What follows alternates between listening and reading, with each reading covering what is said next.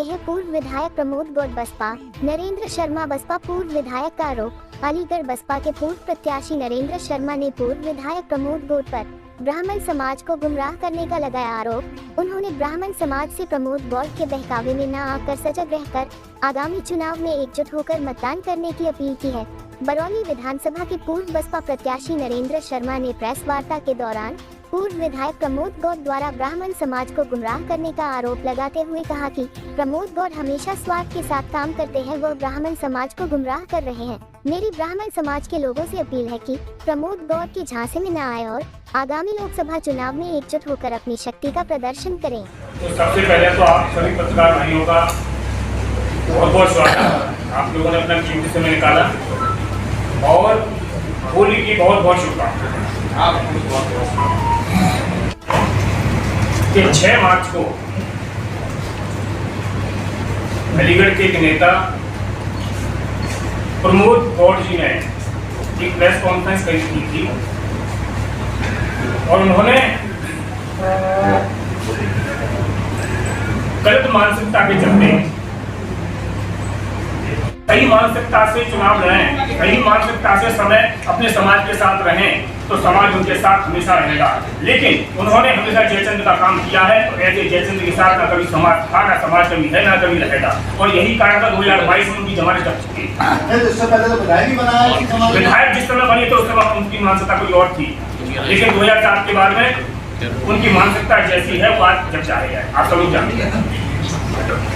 और अन्य समाज के भाइयों से बस एक ही अनुरोध करना चाहता हूँ, ऐसे जयचंदों को इस बार खदेड़ना है जिससे कि यह जयचंद दोबारा हमारे समाज में ना पनप पाए। इसके साथ साथ मौजूदा राजनीति में भी ऐसे लोग बैठे हुए हैं जो कि राजनीति को अपना घर की सरकार समझ रहे हैं। उनके लिए राजनीति इतना बड़ा मुद्दा बन गया है कि राजनीति के लिए ना तो उनको समाज की कोई वैल्यू समझ में आ रही है, ना ही सब समाज की वैल्यू समझ में आती है। जब राजनीति का दौर आता है तो नए नए जुलेफा छोड़ते हैं और वोटों को लुभाने के लिए आपस में मतभेद करते हैं। कैसे एक पटक करेगा?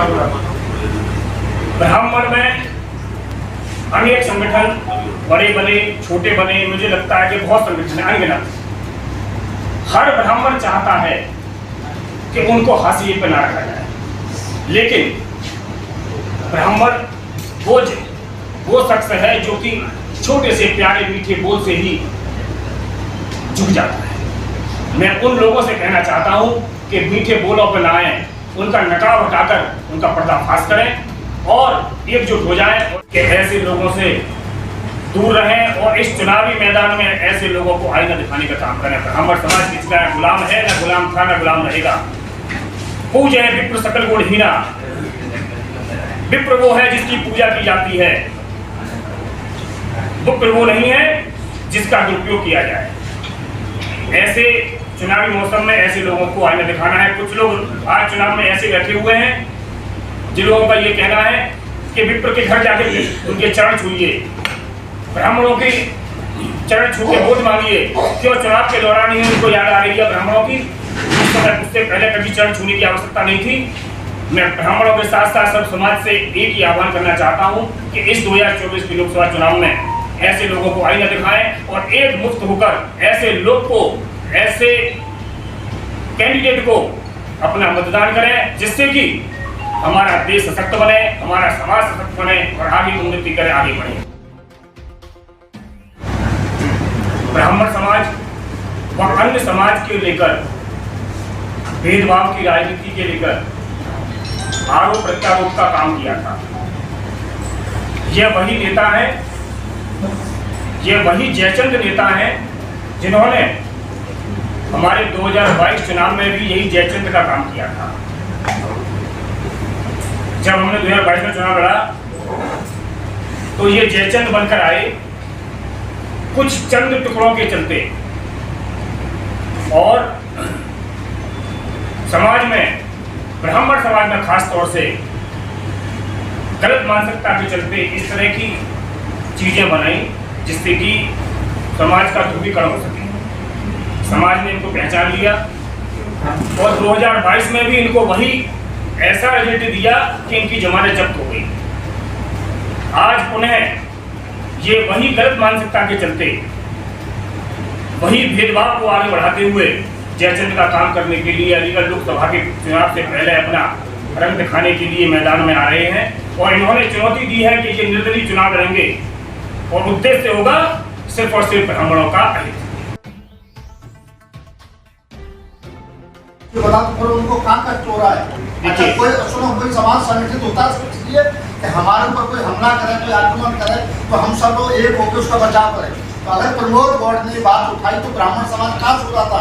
जो उन्होंने ये बात कही थी कि सब मेरे खिलाफ साजिश की गई, मेरी हत्या कराई जा रही थी, तब ब्राह्मण समाज कहाँ से होता था? देखिए, क्या उनको ये चीज चुनाव के समय याद आई?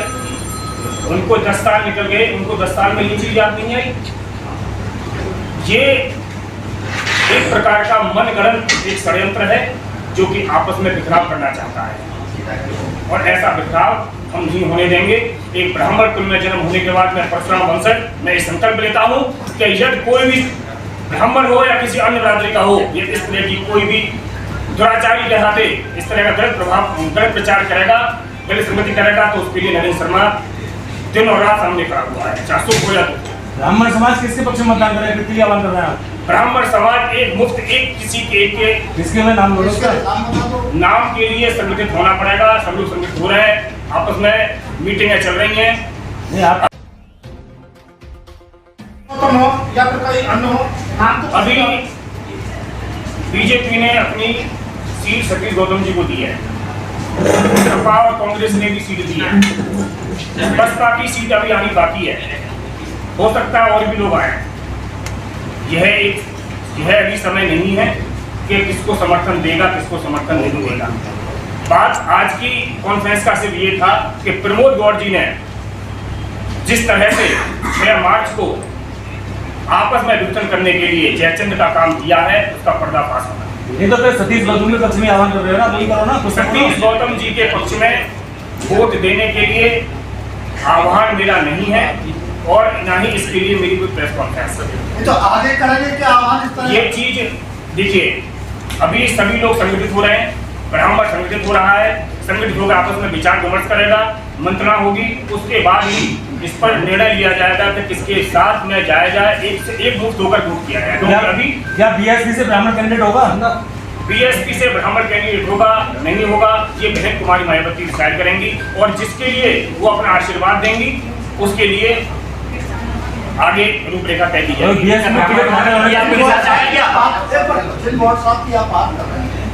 उनके द्वारा ऐलान किया गया था कि अगर टिकट देती है माननीय सतीश गौतम को तो उनके खिलाफ चुनाव। आज की प्रेस वार्ता का मेन उद्देश्य है 6 मार्च को प्रमोद गौड़ जी ने एक प्रेस वार्ता की थी जिसमें उन्होंने ब्राह्मणों और सब समाज के बीच में ध्रुवीकरण का काम किया। उन्होंने आरोप प्रत्यारोप का किया, सिर्फ और सिर्फ उनका मेन उद्देश्य था अपना रोटी सेकना, अपनी शोहरत को बढ़ाना और उन्होंने वही चीज़ दोहराई इस बार जो उन्होंने 2022 में की। 2022 में भी उन्होंने जयचंद का काम किया था, जयचंद बनकर वो 2022 में चुनाव लड़ने आए कुछ चंद टुकड़ों की खातिर और इस बार भी वही काम करने आए हैं। मैं सर्व समाज से एक आह्वान करना चाहता हूं, ऐसे जयचंदों को पहचानें, ऐसे जयचंदों के बहकावे में ना आएं, क्योंकि यह जयचंद सिर्फ और सिर्फ आपस में ध्रुवीकरण करेंगे, हमारे समाज को भटकाएंगे, हमारे समाज को बंटवारा करेंगे और यह हम नहीं होने देंगे। क्योंकि मैं ब्राह्मण समाज का पुत्र हूँ, परशुराम वंशज हूँ। मैं आप सब भाइयों के माध्यम से एक आह्वान करना चाहता हूँ कि ऐसे लोगों को पहचानें जिससे कि भविष्य में ये लोग हमारे बीच में, हमारे समाज को और अन्य समाज के बीच में कोई ध्रुवीकरण ना हो सके। शर्मा जी, प्रेस कॉन्फ्रेंस का उद्देश्य या तो ब्राह्मण समाज को एकत्रित करना था या फिर प्रमोद गौड़ का पर्दाफाश करना था या फिर ब्राह्मण समाज का वोट किसी एक व्यक्ति को जो डलवाने का उद्देश्य। देखिए, प्रमोद गौड़ सबसे मेन इस कॉन्फ्रेंस का उद्देश्य था इस प्रमोद गौड़ जैसे लोगों का पर्दाफाश होना, क्योंकि यह लोग चंद टुकड़ों की खातिर डमी प्रत्याशी बनकर आपस में ध्रुवीकरण करके अपना ईमान बेच रहे हैं। ऐसे लोगों का पर्दाफाश करना बहुत जरूरी है जिससे कि समाज में ऐसे लोग आपस में ध्रुवीकरण ना कर सके। पिछले 10 साल से सांसद सतीश गौतम पंडित हैं और उसके अलावा फिर एक बार 2024 में पार्टी ने भाजपा भरोसा जता के फिर उनको कैंडिडेट बनाया है, तो क्या जो ब्राह्मण समाज का वोट है वो सतीश गौतम की तरफ कहीं ना कहीं जाएगा या क्या रहेगा? देखिए, ब्राह्मण समाज, विप्र समाज, बुद्धिजीवी समाज है और वो जानता है कि 10 साल में उसको क्या मिला।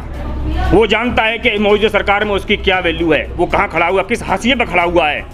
इस पर मंत्रणा जारी है, सब लोग आपस में विचार कर रहे हैं और ब्राह्मण समाज इस बार अलीगढ़ लोकसभा में एकमुक्त होकर मतदान करेगा, किसी एक के साथ जाएगा। किसके साथ जाएगा किधर?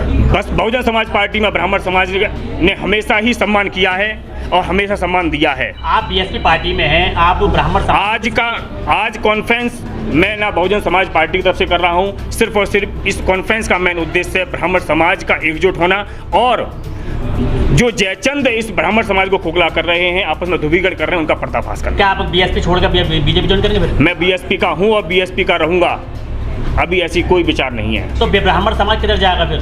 ब्राह्मण समाज उसकी तरफ जाएगा जो ब्राह्मण का हित करेगा, ब्राह्मण के साथ रहेगा, ब्राह्मण का हित नहीं चाहेगा। बीएसपी में क्या रहा है? ब्राह्मण समाज का बीएसपी जब सरकार में थी, आप लोग अच्छी तरह से जानते हैं, हमेशा सम्मान दिया।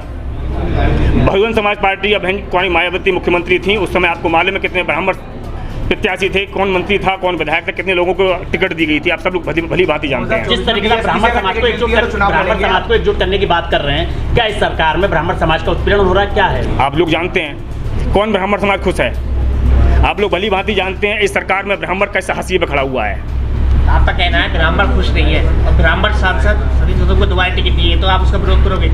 देखिए, जैसा पार्टी हाईकमान आदेश देगी हमको वैसे आगे बढ़ना है। हमारा मेन उद्देश्य था ऐसे जयचंदों का पर्दाफाश करना। आपका कहना है ब्राह्मण खुश नहीं है इस सरकार में, उसी सरकार के प्रत्याशी अलीगढ़ से बनाया गया, क्या आप उसका विरोध करोगे, आप उसके पक्ष में जाओगे?